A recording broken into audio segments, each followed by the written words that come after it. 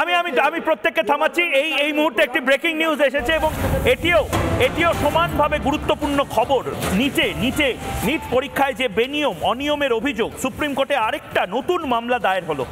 Supreme কোর্টে নতুন মামলা দায়ের, পরীক্ষা প্রক্রিয়া ও ফল নিয়ে প্রশ্ন। যে সংস্থা লাগাতার মামলাগুলো করে যাচ্ছে, আরেকটি নতুন মামলা কর্ণধার অলোক পাণ্ডের পেটিশন এই মুহূর্তে দায়ের হয়েছে সুপ্রিম কোর্টের কাছে কমিটি তৈরির আবেদন জানিয়ে। এর আগে স্পেশাল ইনভেস্টিগেশন টিম এসআইটি তৈরি করে যে নিট পরীক্ষা, অর্থাৎ ডাক্তারির জন্য আন্ডার গ্র্যাজুয়েট যে পরীক্ষা, যেখান থেকে 11-12 ক্লাসের পরে যে পরীক্ষায় বসতে হয়, আগে জয়েন্ট এন্ট্রান্স ছিল, এখন নিট, সেই নিট পরীক্ষা দিয়ে যে ডাক্তার হওয়া যায়, সেই পরীক্ষায় বেনিয়ম বা অনিয়মের অভিযোগ এবং সেই অনিয়মের অভিযোগকে কেন্দ্র করে গোটা দেশ উত্তাল হয়ে যায় এবং সেখানে সুপ্রিম কোর্টে একটি মামলা হয়। এবার আরেকটি মামলা হলো যেখানে সুপ্রিম কোর্টকে আবেদন করা হচ্ছে সুপ্রিম কোর্টের মনিটরিং একটি তদন্ত কমিটি তৈরি করা হোক এবং এটা অত্যন্ত ইম্পর্টেন্ট একটি মামলায়। আমি যেহেতু ডাক্তারবাবু রয়েছেন, শারদবাবু, এটাও কিন্তু ইকুয়ালি খুব গুরুত্বপূর্ণ একটি মামলা একদম, এবং এটা নিয়েও কথা বলা উচিত। এই বেনিয়মগুলো আপনার প্রতিক্রিয়া? নিট পরীক্ষায় যে বেনিয়মের কথা বলা হচ্ছে, তাই নিয়ে যে সুপ্রিম কোর্টে আজকে একটা পিটিশন তোলা হয়েছে, এর নিয়ে সর্বস্তরের, সর্বরাজ্যে, সর্বত্র কিন্তু একটা ইনভেস্টিগেশন করা খুব জরুরি। আমাদের যারা ডাক্তারি সংস্থানরা রয়েছে তারা এই নিয়ে প্রচণ্ড চিন্তিত। আমরা উই আর লুকিং ফরওয়ার্ড যে কত তাড়াতাড়ি একটা সেন্ট্রাল ইনভেস্টিগেশন টিম দিয়ে নিটের যে পরীক্ষা হয়েছে, সেই নিটের পরীক্ষায় কোনো রকম গণ্ডগোল আছে কিনা দেখা উচিত, এবং তাতে যদি কেউ কোথাও দেখা না দোষী পাওয়া যায়, দোষী সাব্যস্ত করা উচিত। দরকার হলে নিট পরীক্ষার জন্য সুপ্রিম কোর্ট যে আদেশ দেবে, সেই আদেশ মেনে আমরা বলবো কোর্ট মনিটর্ড কোনো ইনভেস্টিগেশন করলে ভালো হয়। একদম অরিত্র এর পাশাপাশি কিন্তু সিবিআই তদন্ত দাবি করা হচ্ছে। এটাও কিন্তু বড় ডাক্তারির পরীক্ষায় যদি এই ধরনের কোনো দুর্নীতির কোনো ধরনের হিন্ট পাওয়া যায়, সেটাও কিন্তু খুব গুরুত্বপূর্ণ। অ্যাবসলিউটলি গুরুত্বপূর্ণ।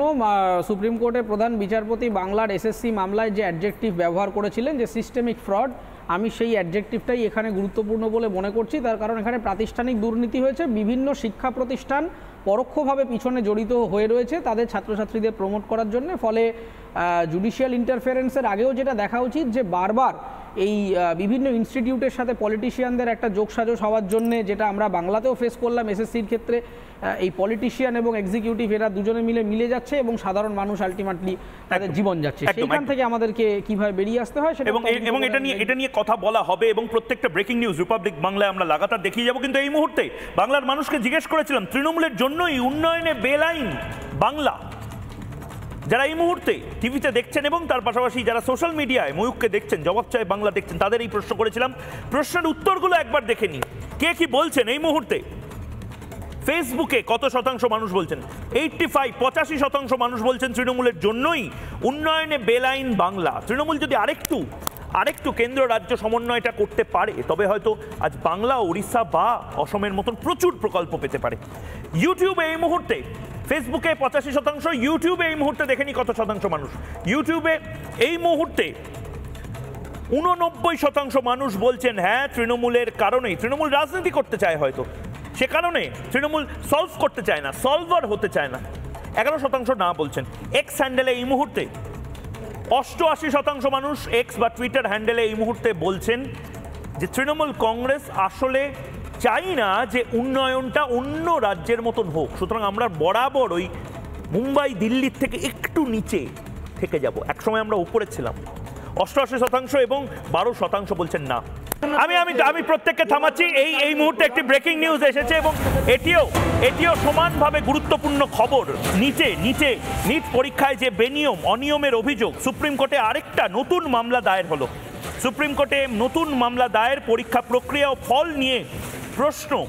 যে সংস্থা লাগাতার মামলাগুলো করে যাচ্ছে, আরেকটি নতুন মামলা কর্ণধার অলোক পাণ্ডের পেটিশন এই মুহূর্তে দায়ের হয়েছে সুপ্রিম কোর্টের কাছে কমিটি তৈরির আবেদন জানিয়ে। এর আগে স্পেশাল ইনভেস্টিগেশন টিম এসআইটি তৈরি করে যে নিট পরীক্ষা, অর্থাৎ ডাক্তারির জন্য আন্ডার গ্র্যাজুয়েট যে পরীক্ষা, যেখান থেকে 11-12 ক্লাসের পরে যে পরীক্ষায় বসতে হয়, আগে জয়েন্ট এন্ট্রান্স ছিল, এখন নিট, সেই নিট পরীক্ষা দিয়ে যে ডাক্তার হওয়া যায়, সেই পরীক্ষায় বেনিয়ম বা অনিয়মের অভিযোগ এবং সেই অনিয়মের অভিযোগকে কেন্দ্র করে গোটা দেশ উত্তাল হয়ে যায় এবং সেখানে সুপ্রিম কোর্টে একটি মামলা হয়। এবার আরেকটি মামলা হলো যেখানে সুপ্রিম কোর্টকে আবেদন করা হচ্ছে সুপ্রিম কোর্টের মনিটরিং একটি তদন্ত কমিটি তৈরি করা হোক, এবং এটা অত্যন্ত অত্যন্ত ইম্পর্টেন্ট একটি মামলায় আমি যেহেতু ডাক্তারবাবু রয়েছেন, শারদবাবু, এটাও কিন্তু ইকুয়ালি খুব গুরুত্বপূর্ণ একটি মামলা একদম, এবং এটা নিয়েও কথা বলা উচিত।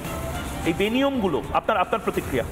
নিট পরীক্ষায় যে বেনিয়মের কথা বলা হচ্ছে তাই নিয়ে যে সুপ্রিম কোর্টে আজকে একটা পিটিশন তোলা হয়েছে, এর নিয়ে সর্বস্তরের সর্বরাজ্যে সর্বত্র কিন্তু একটা ইনভেস্টিগেশন করা খুব জরুরি।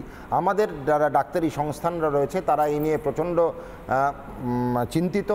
আমরা উই আর লুকিং ফরওয়ার্ড যে কত তাড়াতাড়ি একটা সেন্ট্রাল ইনভেস্টিগেশন টিম দিয়ে নিটের যে পরীক্ষা হয়েছে সেই নিটের পরীক্ষায় কোনো রকম গণ্ডগোল আছে কি না দেখা উচিত, এবং তাতে যদি কেউ কোথাও দেখা না দোষী পাওয়া যায় দোষী সাব্যস্ত করা উচিত। দরকার হলে নিট পরীক্ষার জন্য সুপ্রিম কোর্ট যে আদেশ দেবে সেই আদেশ মেনে আমরা বলবো কোর্ট মনিটর্ড কোনো ইনভেস্টিগেশন করলে ভালো হয়। একদম অরিত্র এর পাশাপাশি কিন্তু সিবিআই তদন্ত দাবি করা হচ্ছে, এটাও কিন্তু বড় ডাক্তারির পরীক্ষায় যদি এই ধরনের কোনো দুর্নীতির কোনো ধরনের হিন্ট পাওয়া যায় সেটাও কিন্তু খুব গুরুত্বপূর্ণ। অ্যাবসলিউটলি গুরুত্বপূর্ণ। সুপ্রিম কোর্টের প্রধান বিচারপতি বাংলার এসএসসি মামলায় যে অ্যাডজেক্টিভ ব্যবহার করেছিলেন যে সিস্টেমিক ফ্রড, আমি সেই অ্যাডজেক্টিভটাই এখানে গুরুত্বপূর্ণ বলে মনে করছি। তার কারণ এখানে প্রাতিষ্ঠানিক দুর্নীতি হয়েছে, বিভিন্ন শিক্ষা প্রতিষ্ঠান পরোক্ষভাবে পিছনে জড়িত হয়ে রয়েছে তাদের ছাত্রছাত্রীদের প্রমোট করার জন্য। ফলে জুডিশিয়াল ইন্টারফারেন্সের আগেও যেটা দেখা উচিত যে বারবার এই বিভিন্ন ইনস্টিটিউটের সাথে পলিটিশিয়ানদের একটা যোগসাজশ হওয়ার জন্য, যেটা আমরা বাংলাতেও ফেস করলাম এসএসসির ক্ষেত্রে, এই পলিটিশিয়ান এবং এক্সিকিউটিভ এরা দুজনে মিলে যাচ্ছে এবং সাধারণ মানুষ আলটিমেটলি তাদের জীবন যাচ্ছে। সেখান থেকে আমাদেরকে কিভাবে বেরিয়ে আসতে হয় সেটা এবং এটা নিয়ে কথা বলা হবে এবং প্রত্যেকটা ব্রেকিং নিউজ রিপাবলিক বাংলায় আমরা লাগাতার দেখিয়ে যাব। কিন্তু এই মুহূর্তে বাংলার মানুষকে জিজ্ঞেস করেছিলাম তৃণমূলের জন্যই উন্নয়নে বেলাইন বাংলা, যারা এই মুহূর্তে টিভিতে দেখছেন এবং তার পাশাপাশি যারা সোশ্যাল মিডিয়ায় ময়ূককে দেখছেন, জবাব চাই বাংলা দেখছেন, তাদের এই প্রশ্ন করেছিলাম। প্রশ্নের উত্তরগুলো একবার দেখে নিন, কে কি বলছেন এই মুহূর্তে। ফেসবুকে কত শতাংশ মানুষ বলছেন? 85 মানুষ বলছেন তৃণমূলের জন্যই উন্নয়নে বেলাইন বাংলা। তৃণমূল যদি আরেকটু কেন্দ্র রাজ্য সমন্বয়টা করতে পারে তবে হয়তো আজ বাংলা, উড়িষ্যা বা অসমের মতন প্রচুর প্রকল্প পেতে পারে। ইউটিউবে এই মুহূর্তে, ফেসবুকে 85%, ইউটিউবে এই মুহূর্তে দেখেনি কত শতাংশ মানুষ।